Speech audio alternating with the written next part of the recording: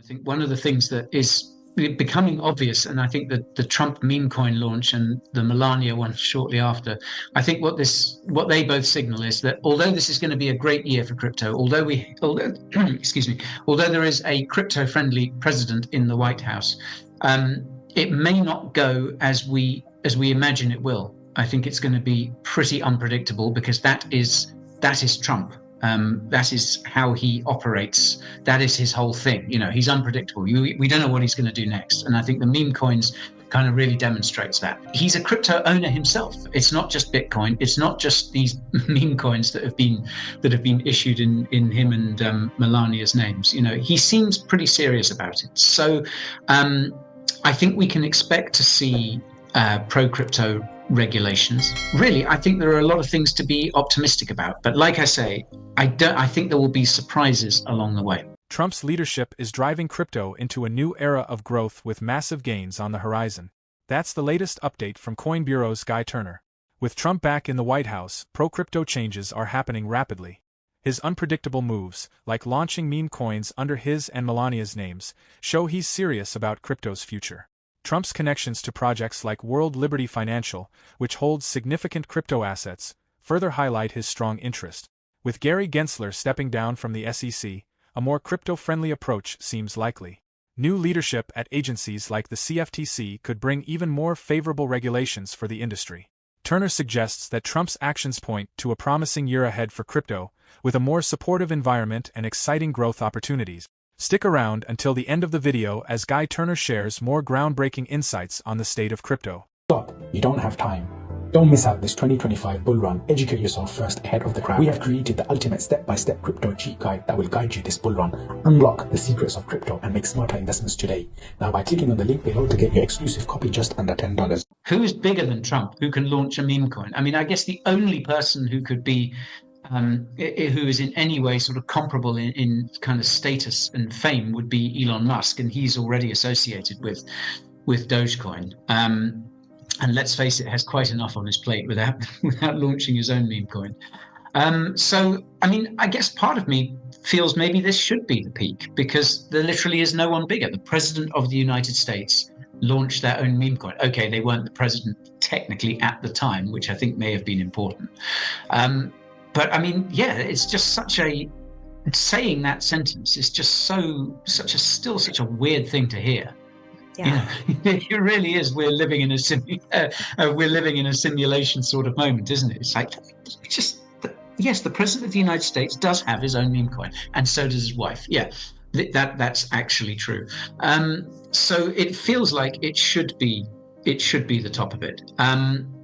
But like I say, Trump is unpredictable, and crypto is unpredictable as well. So there could still be plenty to run from this. I think the point Alice makes is very interesting. Like, if there is utility for it, if it is, if this huge amount that is there's 80% or whatever that is yet to unlock, which I think is due to unlock in April or something, in which some people are saying, well, things are going to get really ugly then.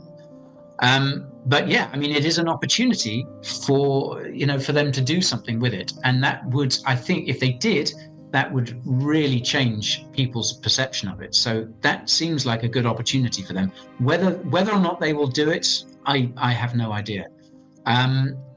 But yeah, I mean, this is certainly an enormous moment, and it spills out way beyond crypto because, again, as has been pointed out, this has onboarded a lot of people. Yeah. If I had to choose the way to onboard a whole load of new users to crypto, I don't think I would have chosen the president of the United States launching their own meme coin personally, but I guess we've just got to take our wins where we can find them, right? So could this be the start of a new era of crypto adoption?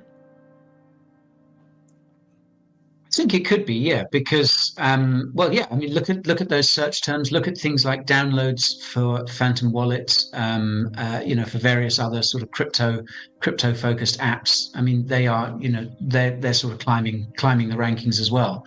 All of which are definite indicators that new people are entering the market.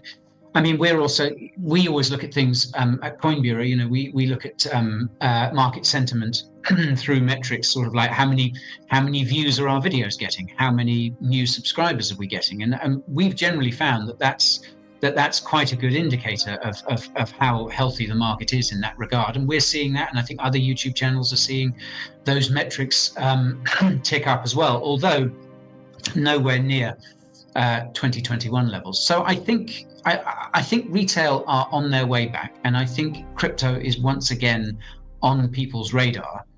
Again, I'll reiterate that if I could have chosen a way for crypto to get onto people's radar, perhaps it would have been something different than a meme coin launched by the president. But again, we'll take what we can get. I guess the big question remains, like, will people stick around? How many of these people who are new, who are coming into the space, will go, okay, so all right, so I've got this Trump token, that's very interesting. I see there's a whole load of other stuff on this Phantom app, or what about all these other cryptos? You know, what are people getting so excited about in other parts of the ecosystem? How many of those people stick around? I think will give us a better idea of how back we are, so to speak.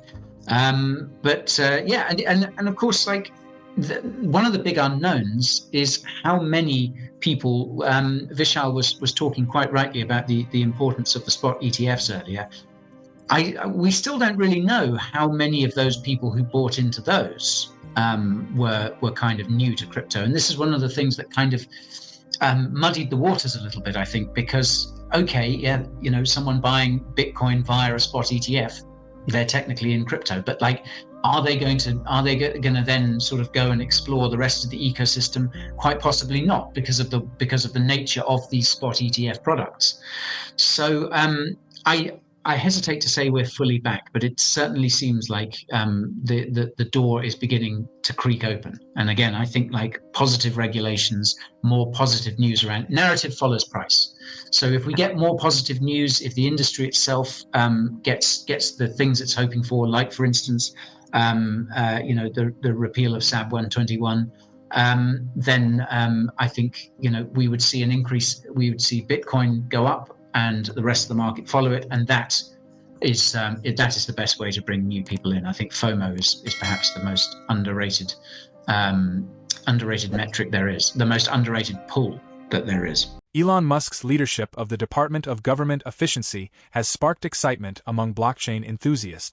According to Bloomberg, Doge is exploring blockchain technology to revolutionize government operations, focusing on areas like federal spending transparency, building management, and payment systems. Although still in its early stages, Doge has reportedly engaged blockchain providers to evaluate their technologies. Critics have expressed concerns about potential conflicts of interest and the challenges of integrating blockchain with existing systems, but the vision remains clear. Musk is betting on blockchain as the key to a more efficient and transparent government. If successful, this initiative could pave the way for even greater global blockchain adoption. Now, let's return to Guy Turner's insights for more on the future of crypto. Recently, I think just in the last day or so, I forget which asset manager it was, but there were applications filed for CME futures products for Solana and XRP.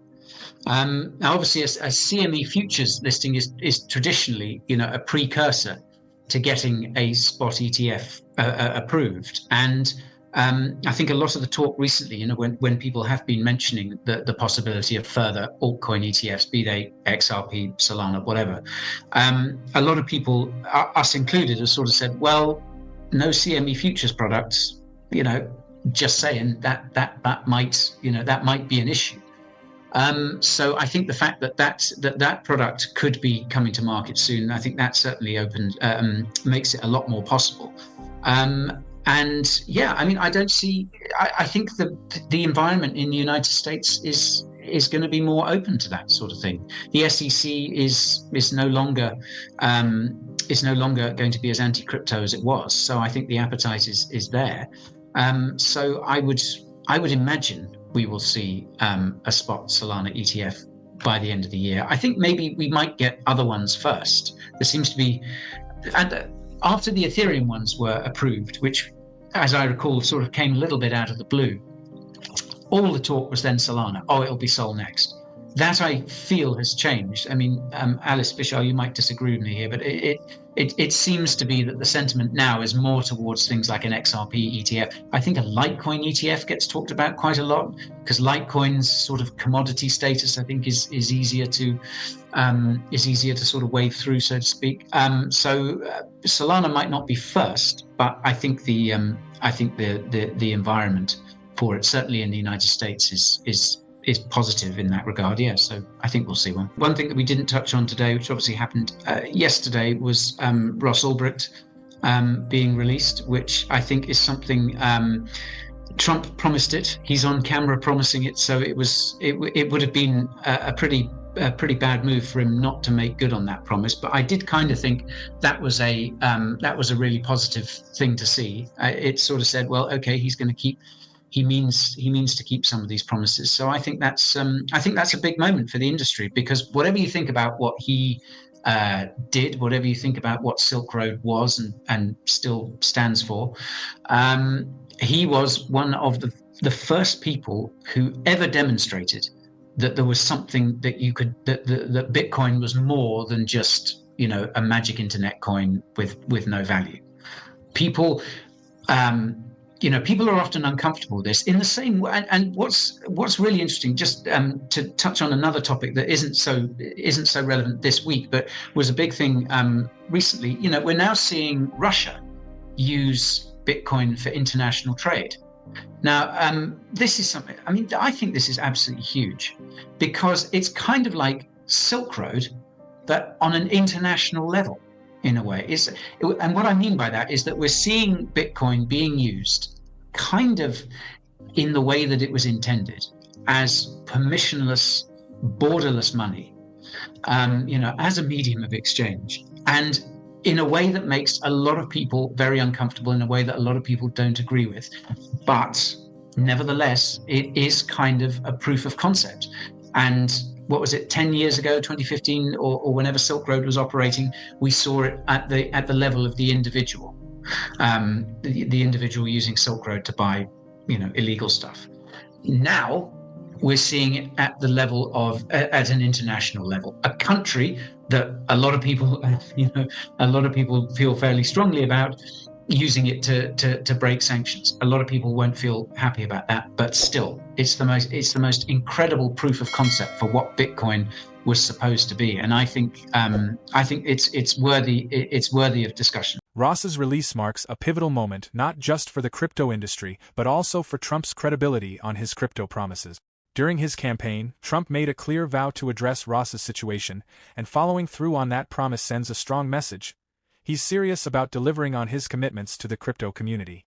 These actions signal a potential shift in how Bitcoin and the broader crypto space will be treated under his leadership, setting the stage for significant growth and potentially incredible gains. For more Daily Dose Crypto news, check out these 2 awesome videos on your screen. Click now and we will see you on the next video.